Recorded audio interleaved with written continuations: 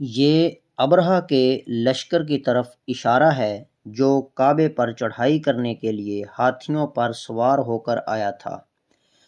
ابرہہ یمن کا حکمران تھا اور اس نے یمن میں ایک عالیشان کلیسا تعمیر کر کے یمن کے لوگوں میں یہ اعلان کرا دیا کہ آئندہ کوئی شخص حج کے لیے مکہ مکرمہ نہ جائے اور اسی کلیسا کو بیت اللہ سمجھے۔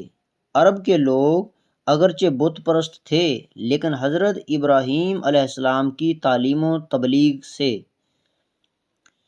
کعبے کی عظمت ان کے دلوں میں پیوست تھی۔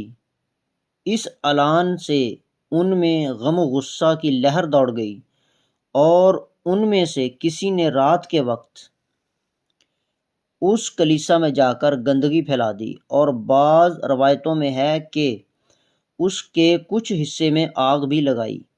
ابرہہ کو جب یہ معلوم ہوا تو اس نے ایک بڑا لشکر تیار کر کے مکہ مکرمہ کا رخ کیا۔ راستے میں عرب کے کئی قبیلوں نے اس سے جنگ کی لیکن ابرہہ کے لشکر کے ہاتھوں انہیں شکست ہوئی۔ آخرکار یہ لشکر مکہ مکرمہ کے قریب مغمس نامی ایک جگہ تک پہنچ گیا، لیکن جب اگلی صبح اس نے بیت اللہ کی طرف بڑھنا چاہا تو اس کے ہاتھی نے آگے بڑھنے سے انکار کر دیا، اور اسی وقت سمندر کی طرف سے عجیب و غریب قسم کے پرندوں کا ایک غول آیا اور پورے لشکر پر چھا گیا۔ ہر پرندے کی چونچ میں 3 کنکر تھے جو انہوں نے لشکر کے لوگوں پر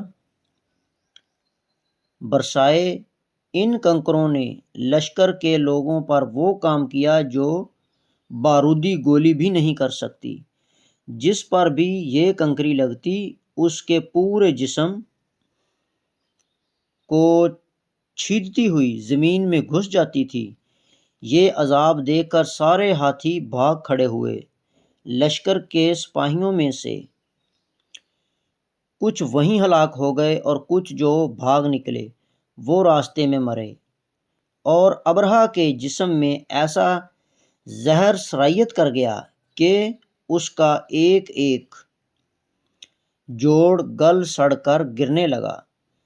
اسی حالت میں اسے یمن لایا گیا اور وہاں اس کا سارا بدن بہہ بہہ کر ختم ہو گیا، اور اس کی موت سب سے زیادہ عبرت ناک ہوئی۔ اس کے 2 ہاتھی بان مکہ مکرمہ میں رہ گئے تھے جو اپاہج اور اندھے ہو گئے۔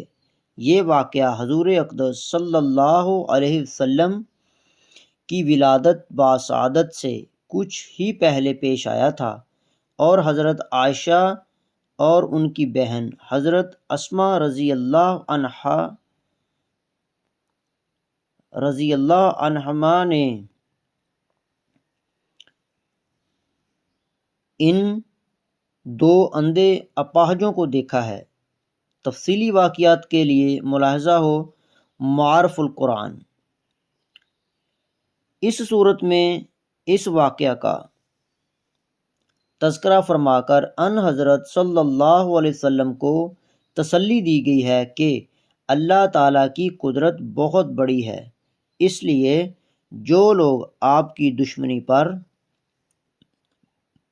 کمر باندھے ہوئے ہیں آخر میں وہ بھی اصحاب الفیل کی طرح منہ کی کھائیں گے۔